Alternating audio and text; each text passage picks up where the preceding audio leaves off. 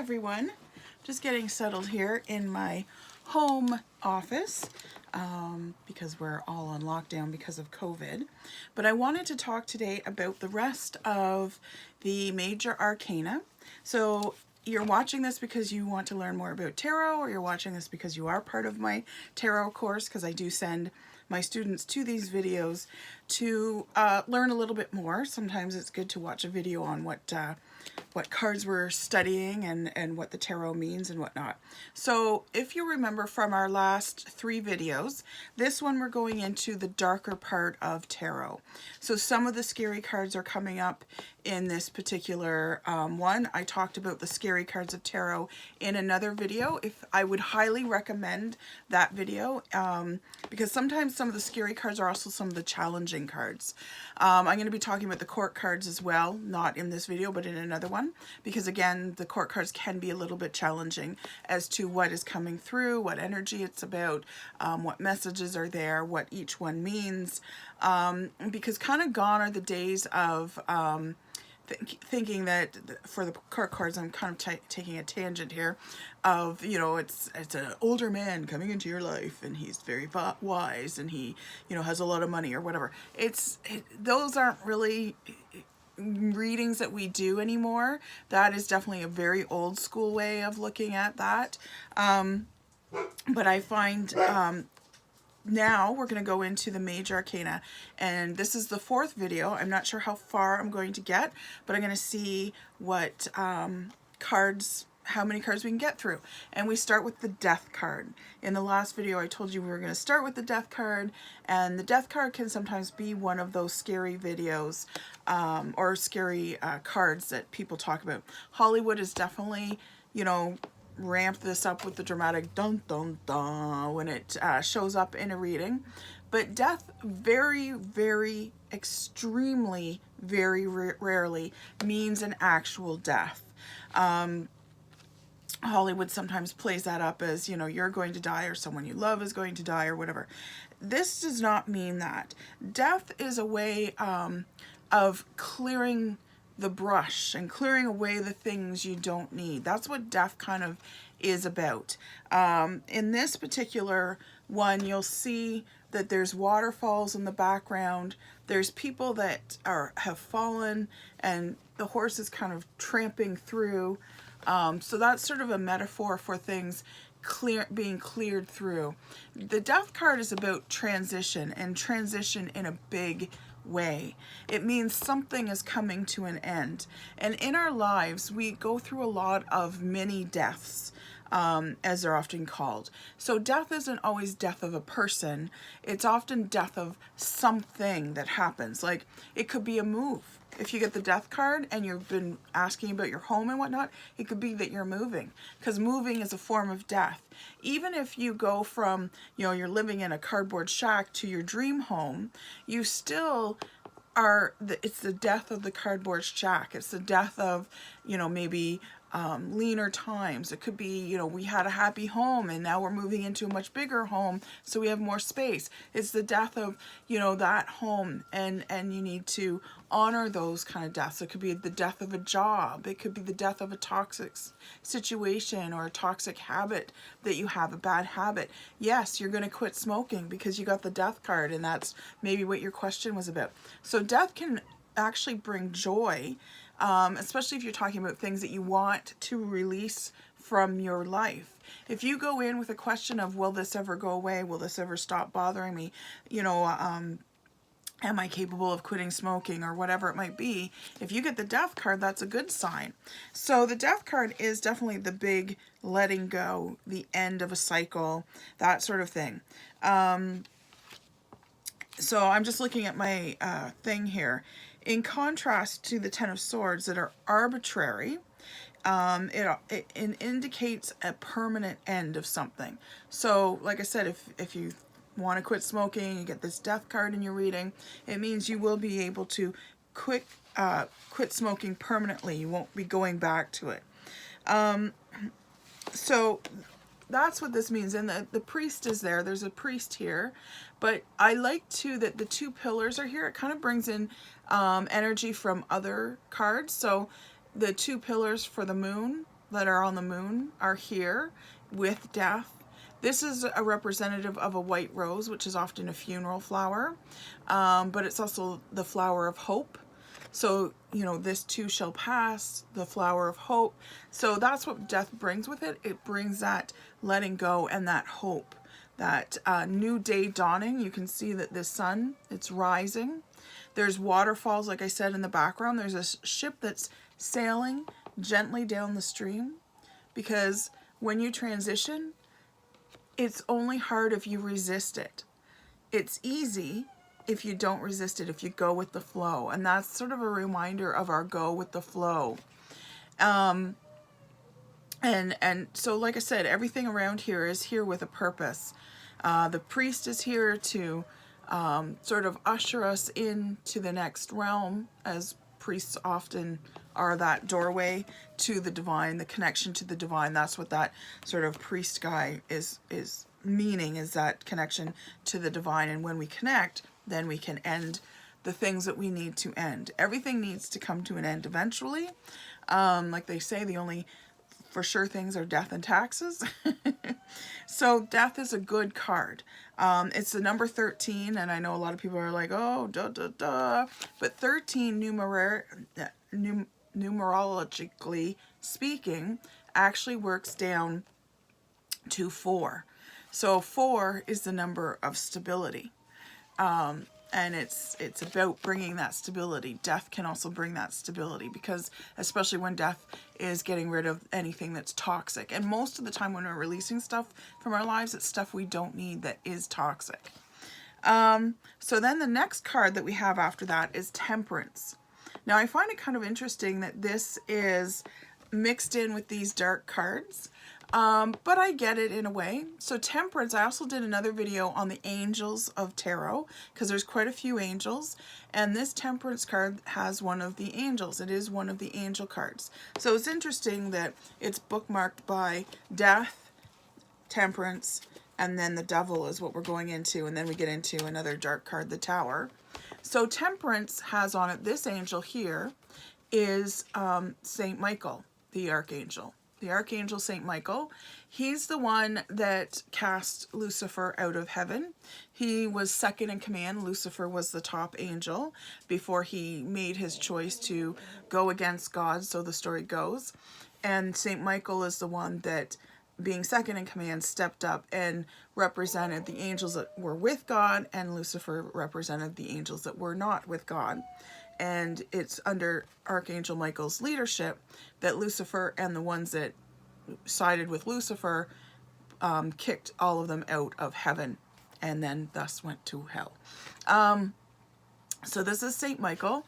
You know it's Saint Michael because, one, you've got the red wings, and he's the warrior angel. He's the great protector. Like Archangel Raphael is the master healer. Archangel Michael is the great protector. You can call on him whenever you need courage or protection of any kind. He also has the symbol here, the triangle of fire, because he's all about the fire, the passion. He needs that passion to be first in command now in heaven. He's the highest archangel, or the highest angel in heaven. We've also got him with 1 foot in the water and 1 foot on the ground, because he is Temperance. He's all about temperance. I love the Temperance card. In my particular working deck, in here he's got 2 chalices, and he's sending water back and forth. He's pouring water into one and then into the other. Like, that's what he's doing if he were to be moving. And he's got 1 foot in the water and 1 foot on ground, because he's here to remind us that we are beings of the earth, but we also have the divine spark within us, because we are also divine beings. So a reminder to stay grounded, but also to embrace the divineness of ourselves as well. Now in my working deck, the woman, it's a woman, has 2 chalices, and she's sending fire from one and water from the other, but they're not putting each other out. And like I said, I really like the Temperance card, because if you know what it means to temper steel or to temper a sword, when a sword gets tempered by a blacksmith, it gets put into the fires, it gets heated up, and then it's pulled out of the fires, and it's beaten and beaten and beaten, and then it's put back in the fires and pulled out again and beaten again. And this is done repetitively. So when this card shows up, a lot of times I often will ask clients, do you find that life has been a series of trials, or the last little while has been a series of trials? You've, been beaten up, you've felt like you're knocking your head against a wall, that sort of thing, and you're being tempered, and you're going to be strong, because once you're quenched in the cooling waters or cooling oil of the blacksmith, then the sword becomes unbreakable when it's tempered properly. So that's what this card is all about you being tempered, getting tempered. You now have strength that you don't even know about, that you're unbreakable. You can handle any situation. So that's what Temperance is about being unbreakable and knowing who you really are and getting to know who you are. And in getting to know who you are, you're able to have more compassion and more love, more understanding and more empathy for everyone else in your life. And you have a greater understanding of life itself. So that's what Temperance is about. It's a very powerful card. It's also number 14, which breaks down to number 5, which, if you know in numerology, or especially in tarot, the 5s are always hard transitions. They're transitions that happen, but we have to go through a number of trials, or we have to go through a lot of bumps in order to get there. We always go from a not so great place to a much better place, but getting there is kind of hard, or seemed hard. Looking back, you're glad it happened, but that's what 5s are about. So this one breaks down to a 5. So that's why you're unbreakable now when the Temperance card shows up. Then we've got the Devil card. So this is considered one of the scary cards as well. It's also part of the darker part of tarot. There are decks like Doreen Virtue who have taken the dark part out of tarot. I don't really like that personally, because I know that it's like the yin and yang symbol. You need the dark with the light. The dark isn't always about badness or evil. I mean, yes, there is evil and not so great things out there, but it's not always about that. But I digress. So we've got the Devil card, and I found this card when I first started reading really hard to read. I didn't know what to say for it.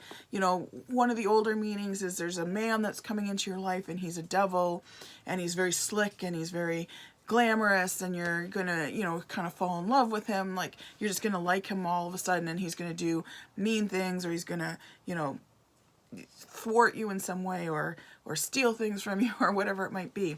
So I find, again, that's a very old school way of looking at this card.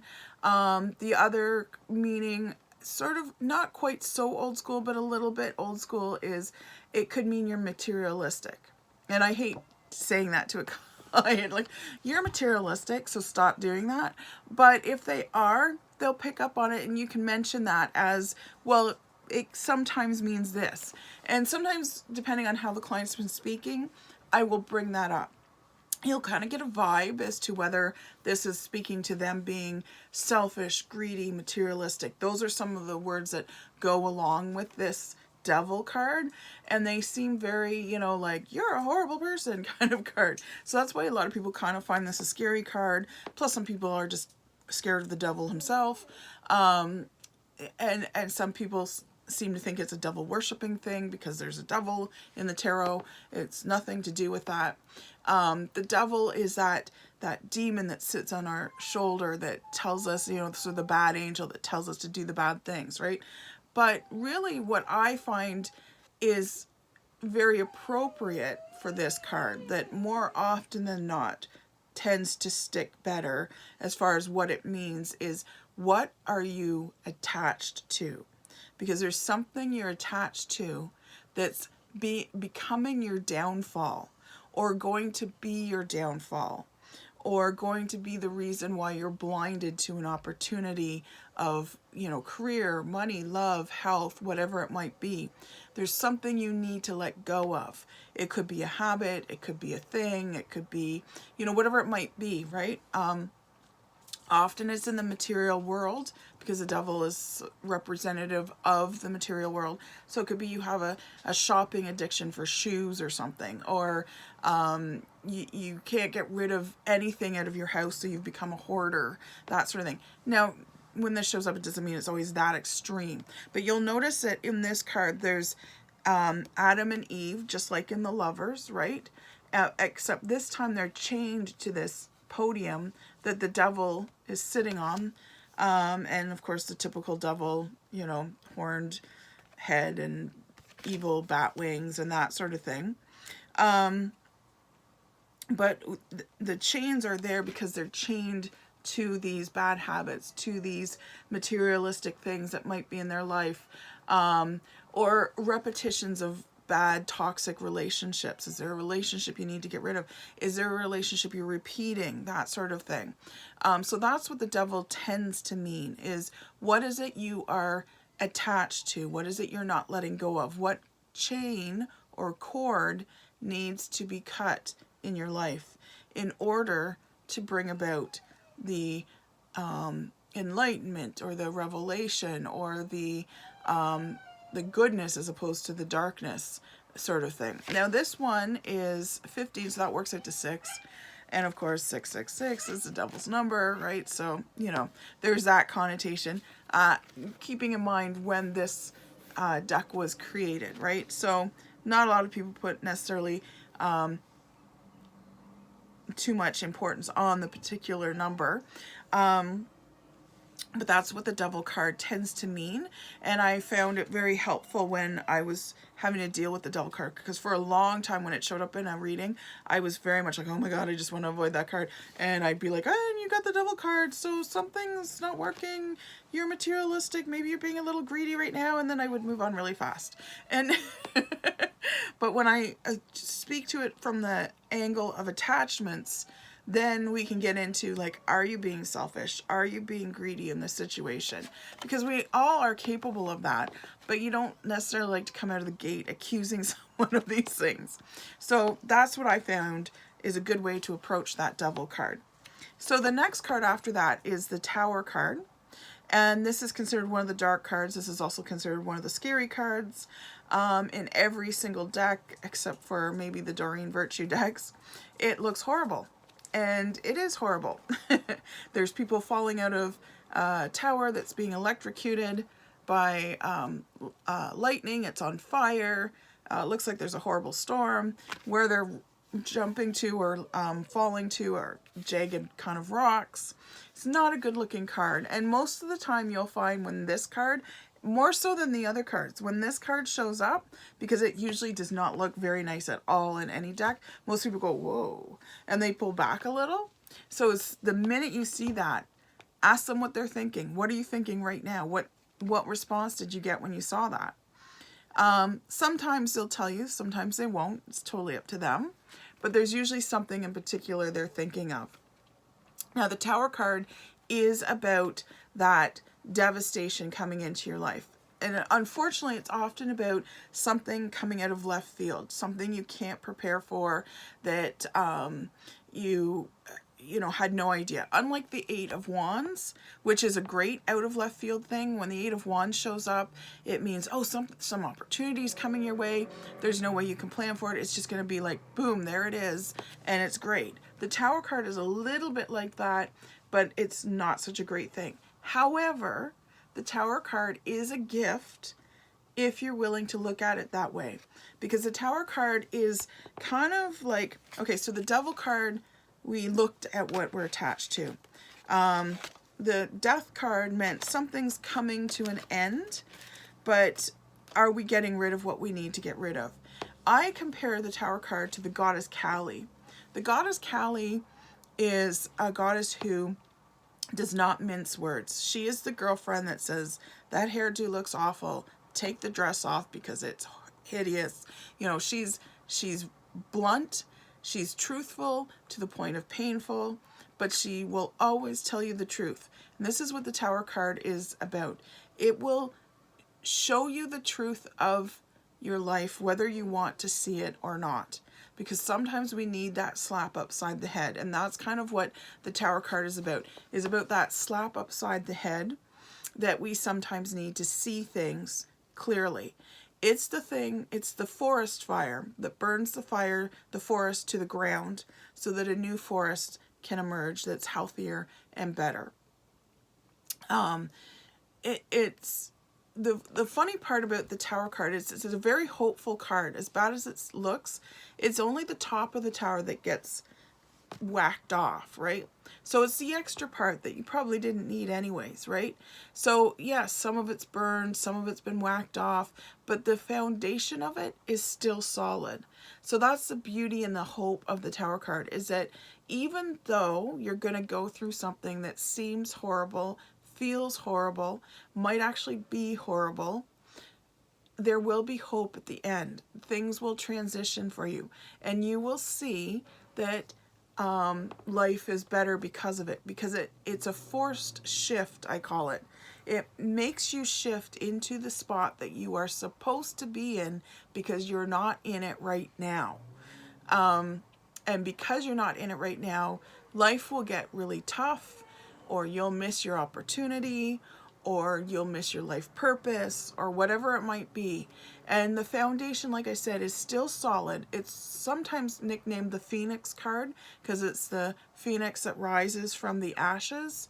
So this is a hopeful card in that sense, that you will rise from the ashes.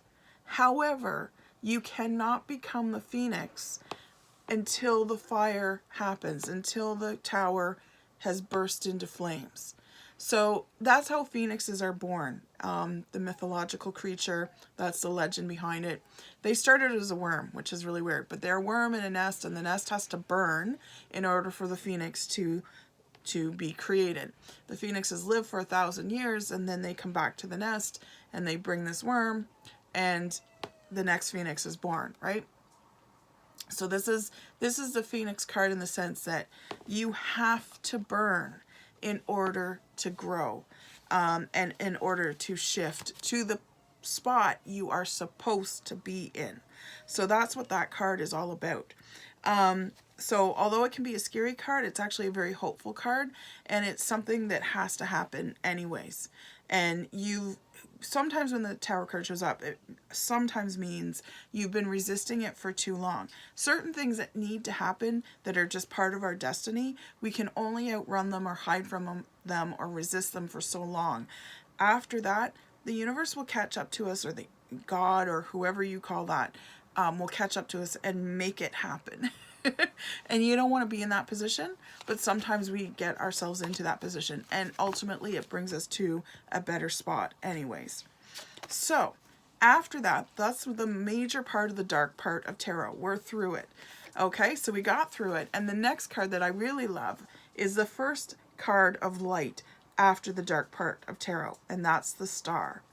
So I always say, oh, we went through the dark part of tarot. I say tarot starts out nice and light, goes into really dark, and then bing, a star shows up.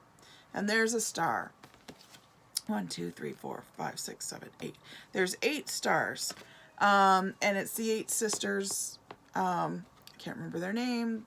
They're the closest stars to Earth, so that's what they're representing. They're called the 8 sisters, I believe, or the 7 sisters. Is it 7? I can't remember. Anyways, so the Star card is that first card of lightness, and you can see that there's a woman here. She's naked, and a lot of times in this card there's either a naked woman or a topless woman or whatever, and that's about because we've gone through all these dark cards, that we are exposed fully. We fully know who we are, where there's nothing between, there's no mask now between us and the divine, between us and the world, that sort of thing. So we fully know who we are, and that's why there's usually some kind of nudity in this card. So we've got the stars. The stars are, I like that the Star card is a very balanced card because there's a lot of feminine elements here. Firstly being the nude woman, and there's a lot of male energy. So this is a true balance, and that's what happens when you come through all this darkness, is you do get that true balance. So you've got the balance of the stars here. That's male energy. You've got nighttime. Generally, this is a nighttime card. I know it's blue sky, but it's a nighttime thing, which is a feminine time, right? But the star is a sun, which is male energy. You've got the nude female herself. She's got, again, 1 foot in the water, 1 foot on the ground. And she's pouring water, which is a very feminine element, from 2 vessels. And she's only able to do that because she's gone through the trials of the dark part of the tarot, and she's able now to achieve that full balance. She's got both her vessels filled. You can't give unless you've refilled or replenished, or you keep yourself full as well. Taking care of yourself enables you to take care of others, and you're able to pour from both vessels at that point, and you have that balance. You also, the filter has been removed. You're truthful with yourself, you're truthful in your actions, all that kind of stuff. This is a card of hope, but a hope after the storm. Not like the death card where there's, okay, I have to go through this transition and there's hope because of it. This is hope after the transition. So I love the star card when it shows up. It's a beautiful card. Then the next card we've got is the moon card. So the death card had these 2 pillars in it, and often those are mirrored in the death card somewhere. So we've got, the moon card is all about balance. The moon card, sort of the old school idea of the moon card was there's secrets, it's devious times, that sort of thing. Not so much anymore. People don't really use that meaning. However, sometimes the moon can be, you know, there's something that's not being revealed to you. It's under the cover of darkness, blah, blah, blah. But the moon card, so we're transitioning out of the darkness, right? We're not fully out of the dark yet. So we've got the star and the moon that are still kind of part of that dark part of tarot, but they're bringing that hope that comes with, okay, this too shall pass, or, you know, the dawn is coming, that sort of thing. We've got a moon here. Now it's sort of a moon sun thing, but that's because the reason she did it this way was because the moon card, again, is about that balance. You'll notice there's 2 of a lot of things. A sun and a moon, which help to balance each other out there. You know, when the moon's out, the sun's not. And when the sun's out, the moon's not, kind of idea. We've got, now normally it's a nighttime card. She likes her blue skies. We've got the 2 pillars. We've got 2 dogs here. One is supposed to represent a wild dog and one is supposed to represent a domestic dog. On some decks, you'll often notice there's 2 dogs. Sometimes there are 2 wolves together, so there's not really an opposite thing happening. You'll notice that there's a path coming through here, through these 2 pillars, because again, it's a transition kind of card. It's about transitioning spiritually speaking. When the moon shows up, it means there's some spiritual enlightenment or leveling up of some kind that's going to be happening. You're understanding both sides of your nature, both the domesticated side, well, this is the domesticated side, and your wild side, and you're able to balance and control both, because we need both. And then you've got water here, again, another big element in the tarot about transition, dreams, spirituality, that sort of thing. And you've got those crayfish crawling out of the waters, which is sort of man coming out of the waters and able to walk, the evolution that happens, right? So the crayfish represents our spiritual selves, and that's why this card is about spiritual enlightenment or leveling up in some way, a deeper understanding of ourselves.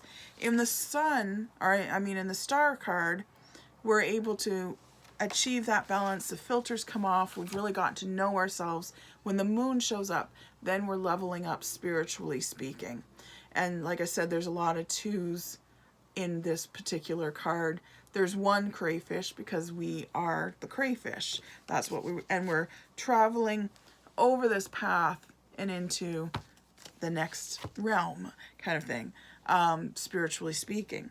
So then, like I said, this is still sort of the dark part of the tarot. And then we move into the sun. So this is the light. This is going back into the lighter part. And we've got the sun. The sun is very masculine, balancing out the moon, the feminine. And this card is one of the victory cards.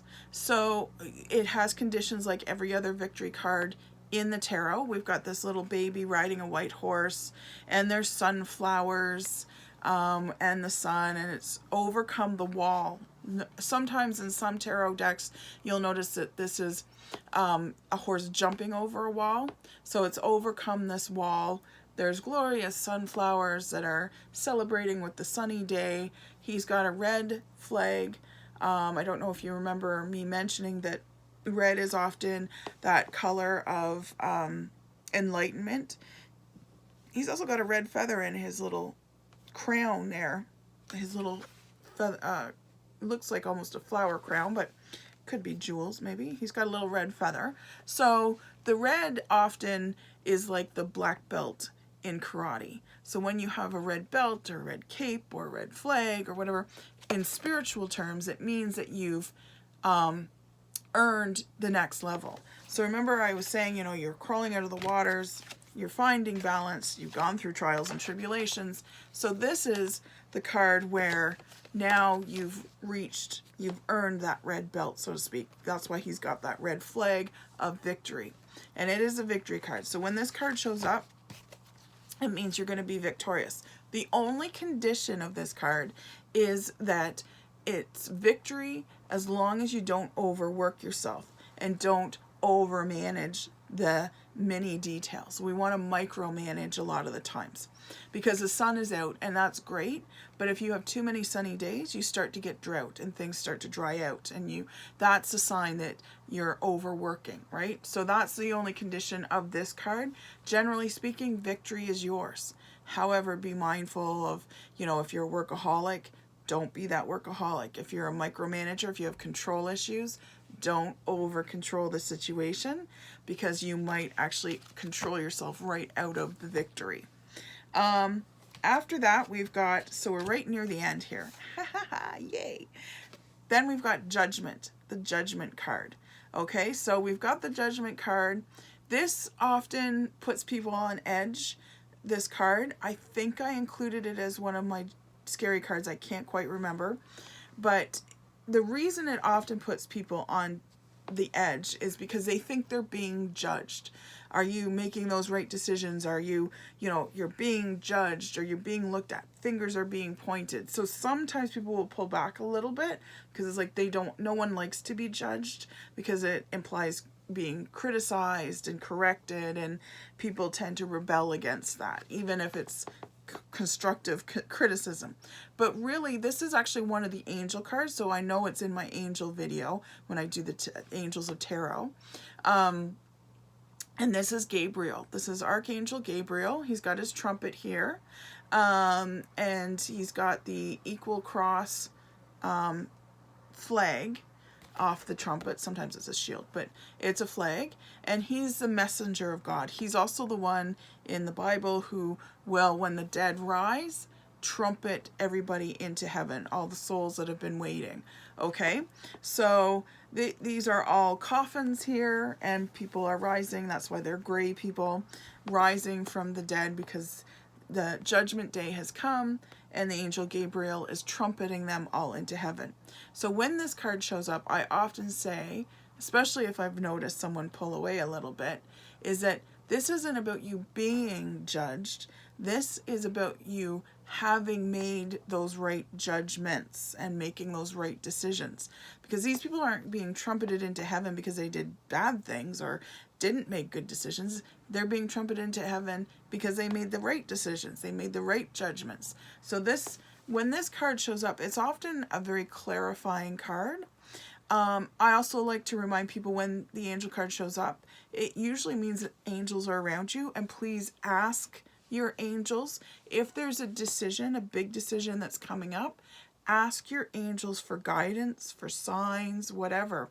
Because a lot of people forget that, yes, we have angels around us, but they cannot interfere in our lives. It's part of the free will contract. I do talk about that in the angel video, I believe, as well. And I've talked about it before, so I won't bore you again, but Should you want to know more information, let me know. But the angels cannot interfere in our lives because of the free will contract.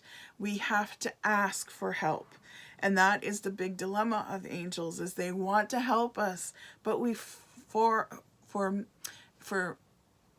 they want to help us, but we often forget to ask for that help. So when this card shows up, and when any angel card shows up, I often will remember to ask my client, have you asked the angels lately for help? Have you been going through a lot of hard times?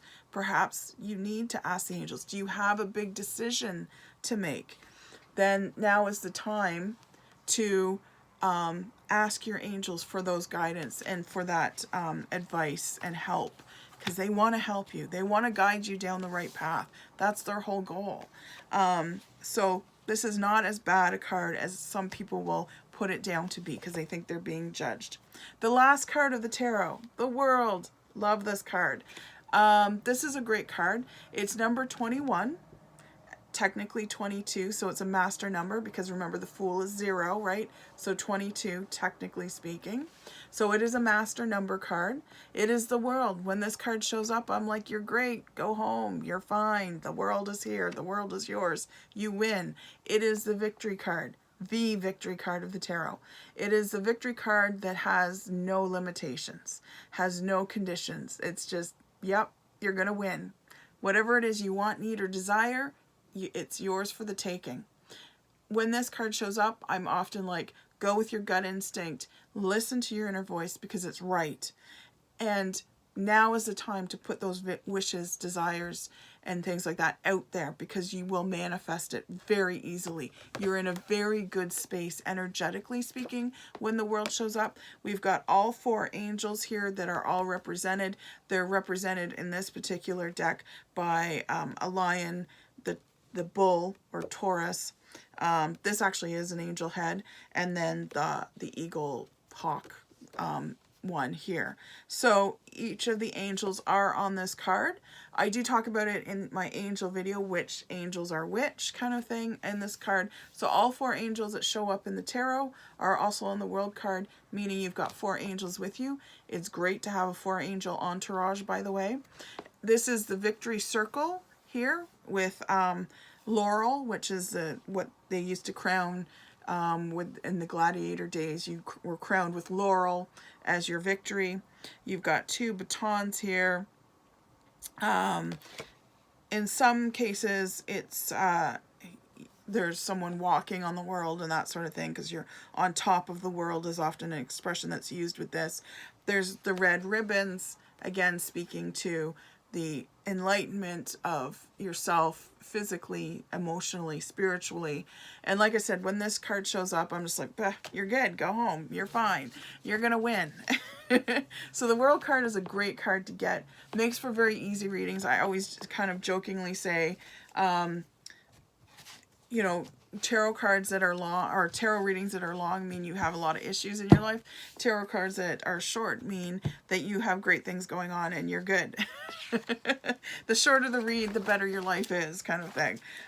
So that's the Major Arcana, done in 4 separate videos. I hope that helps with some of the meanings and some of them sticking a little bit better, because sometimes reading it out is just like, oh my god, this is so monotonous to learn. So by having someone tell you about it and how they use them in readings like I do, you get some ideas to sort of glean and be able to put into your readings.